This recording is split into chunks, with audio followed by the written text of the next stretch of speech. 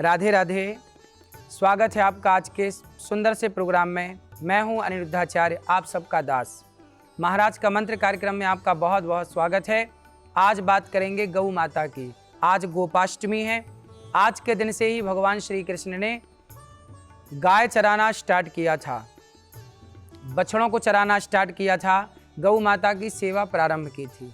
गावो विश्वस्य मातरः, गाय हम सब की माता है और गाय की सेवा करने वाले गोपाल हैं।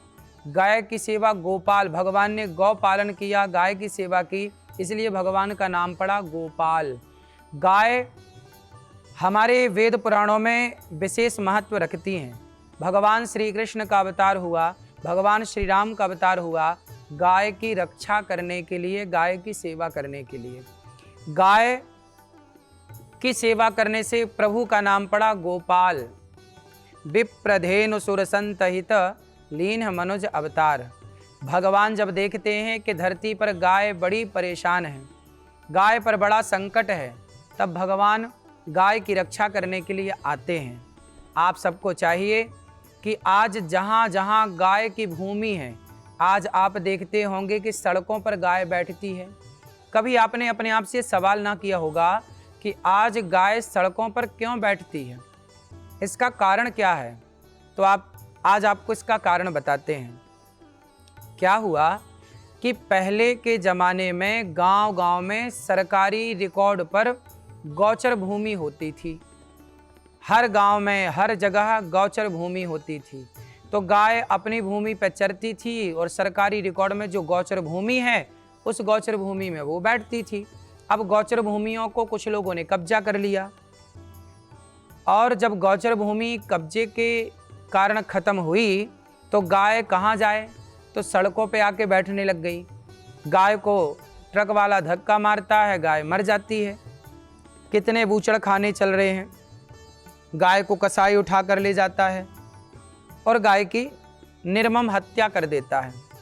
भगवान श्री कृष्ण ने गाय की सेवा की और साथ ही आपने देखा होगा भगवान श्री कृष्ण ने एक उंगली से गोवर्धन उठाया।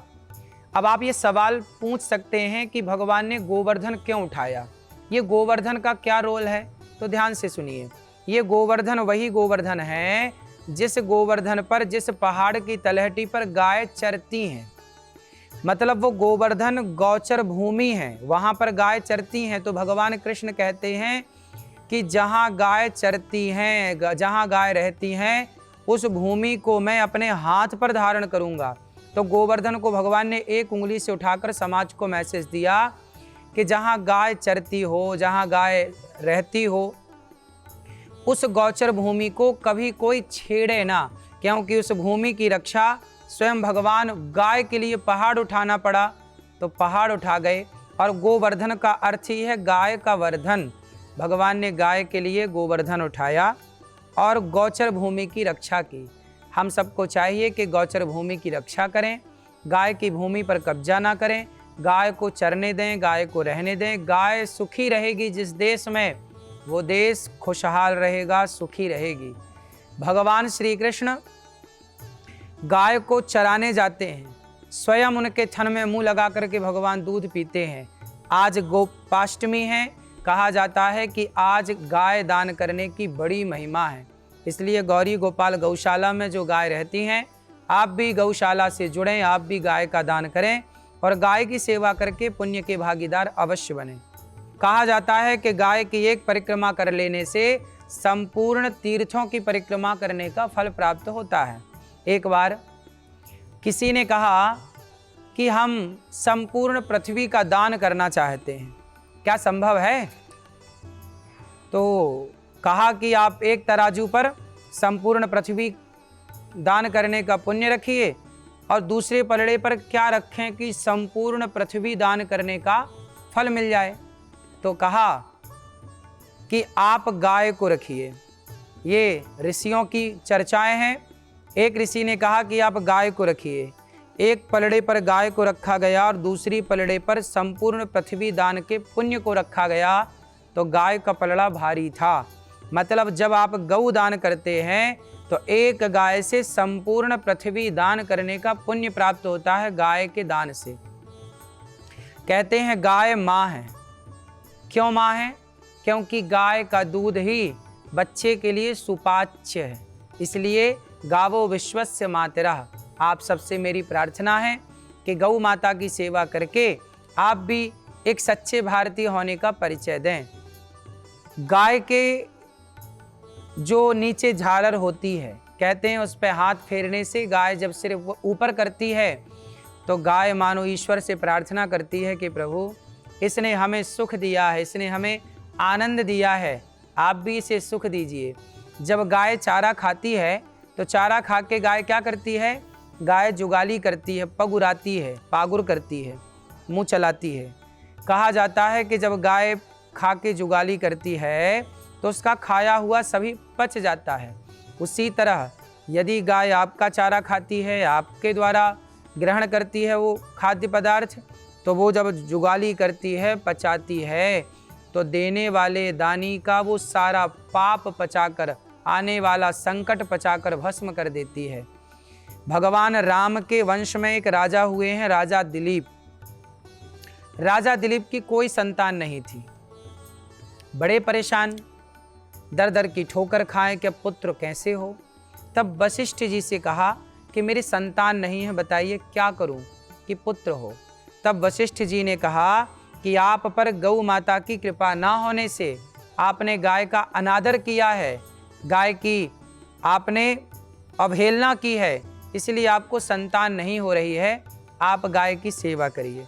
जब गाय की सेवा राजा दिलीप ने की तो गौ माता की कृपा से राजा दिलीप को एक पुत्र की प्राप्ति हुई, जिनका नाम पड़ा रघु, जिनके नाम से रघुवंश आगे चला। रघुकुल रीत सदा चली आई, प्राण जाए पर वचन न जाई।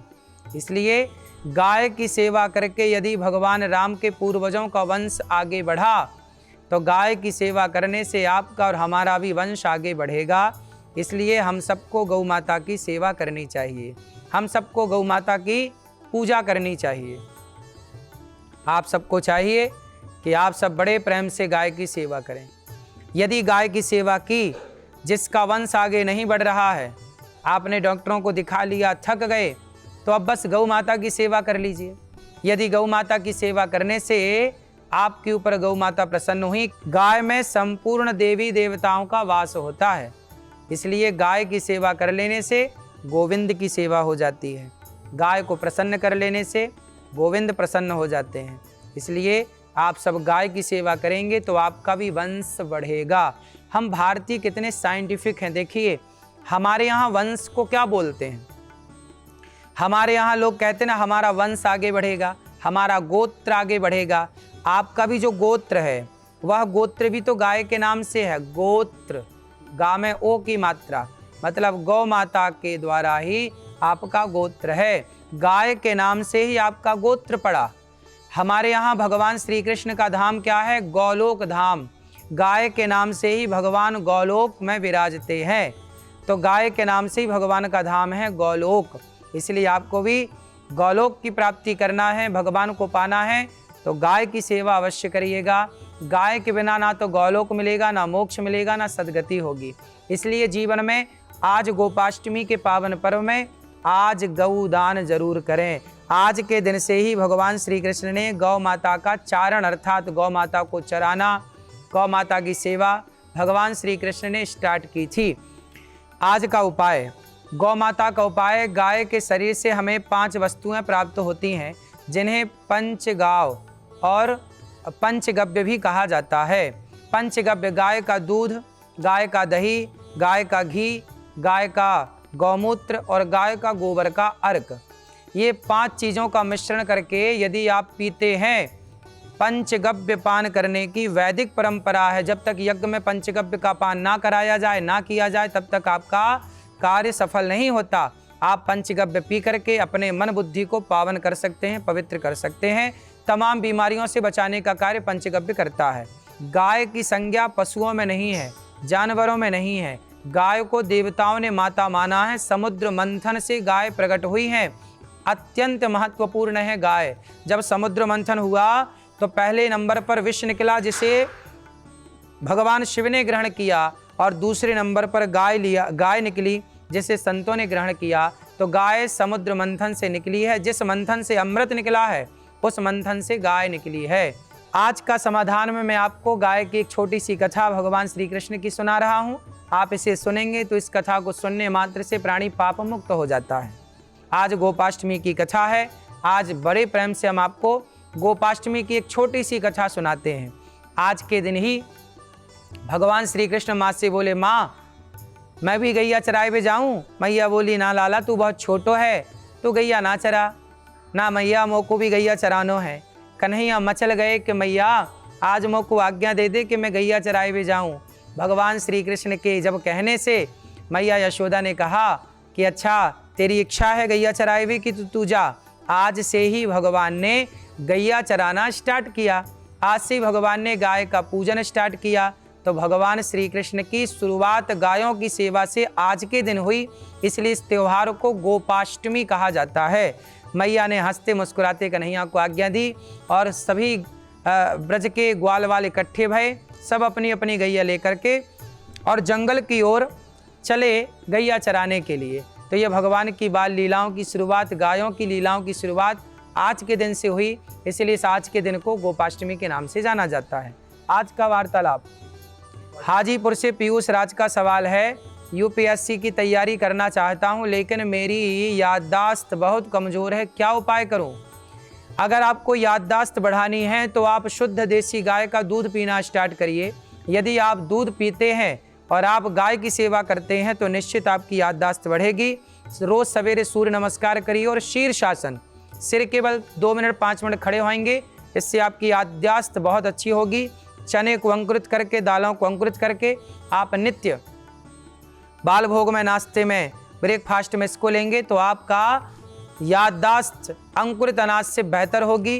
गाय के शुद्ध देसी गाय के शुद्ध दूध से बेहतर होगी। थोड़ा दही का सेवन करें, थोड़ा घी का सेवन करें और छाछ ले सकते हैं। लंबी लंबी सांस भरिए और छोड़िए।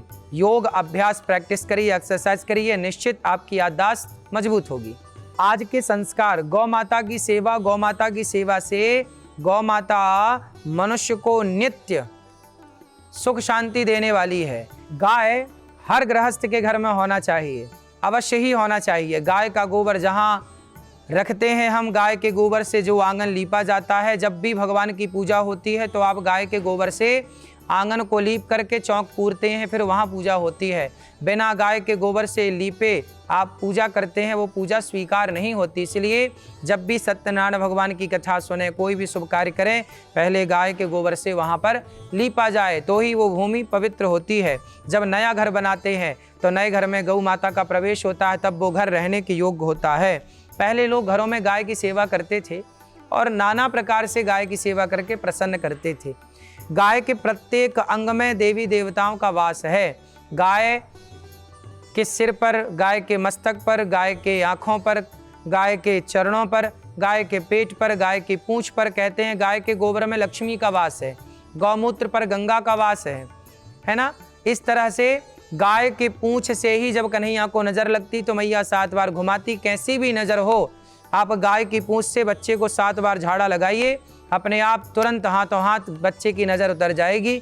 तो गाय की पूंछ से नज़र उतार करके बच्चों को स्वावलंबी बनाइए और सुखी बनाइए, हर बुरी नज़र से बचाइए। गाय का मंत्र जप करके आप भी गाय की सेवा कर सकते हैं। आज का मंत्र गाय से जुड़ा हुआ जान लेते हैं। नमो गोभ्यः श्रीमतीभ्यः सौरभेयीभ्य एव च नमो ब्रह्मसुताभ्यश्च पवित्राभ्यो नमो नमः। आप इस मंत्र को कह करके गाय को प्रणाम करें और गाय की सेवा इस मंत्र से करने से गाय प्रसन्न होती है और मन चाहा वर आपको देती हैं। बोलिए गौ माता की जय। आज का लकी कॉलर है अबोहर से रवि शर्मा जी का सवाल है, मेरी शादी नहीं हो रही है, रिश्ते आए लेकिन बात बनते बनते बिगड़ गई, कोई उपाय बताएं। आपका विवाह नहीं हो रहा है तो आप विवाह के लिए पीपल की पूजा कर सकते हैं। सुबह आप पीपल को जल चढ़ाएं और शाम को देसी घी का पीपल को दीपक जलाएं, इससे आपके विवाह के योग संयोग बन सकते हैं। तो आप अपने विवाह के लिए पीपल की पूजा करें और निश्चित ही आपका विवाह होगा। भगवान की कृपा से आपका विवाह संपन्न होगा। तो आप विवाह करने के लिए परेशान बिल्कुल ना हो, समय के साथ साथ जन्म विवाह मरण गति होई, जहाँ जस लिखा तहाँ तस होई। भगवान की आराधना करें, विवाह के योग संयोग जरूर बनेंगे। और आप इस चौपाई का पाठ करें तो आपके विवाह के योग बन जाएंगे। जब ते राम ब्याह घर आए, नित नव मंगल मोद बधाए। जब ते राम ब्याह घर आए, नित नव मंगल मोद बधाए। आप इस चौपाई का पाठ करेंगे तो आपके विवाह के योग जल्दी से बनेंगे। राधे राधे। कल बात करेंगे अक्षा नवमी की, किस तरह भगवान विष्णु की पूजा करना है, किस तरह आंवले की पूजा करना है, किस तरह कल का पावन पर्व मनाना है। आप जुड़े रहें इस पावन कार्यक्रम से। गौरी गोपाल आश्रम में आके वृद्ध माओं की दर्शन सेवा से आप जुड़ें और गौरी गोपाल आश्रम की तमाम सेवाओं से आप जुड़े रहें। महाराज का मंत्र कार्यक्रम में आप जुड़े, आपका बहुत बहुत धन्यवाद। आप सुखी स्वस्थ रहें, भगवान सदा प्रसन्न रखें, आप सदा खुश रहें। आज के लिए इतना ही। कल फिर बात करेंगे महाराज का मंत्र कार्यक्रम में 7:20 TV9 भारतवर्ष पर। राधे राधे।